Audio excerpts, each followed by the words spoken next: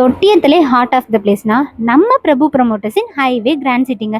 Salem Namakkal highway main ரோட்டில் DTCP and RERA அப்ரூவோட water and EB facilities, drainage system, open gym, badminton play ground, kids play park, premium and luxury flats, gated community, 40 அடியில் தார் ரோடு, CCTV, solar lights, 24/7 செக்யூரிட்டின்னு இது எல்லாமே வரப்போகுதுங்க.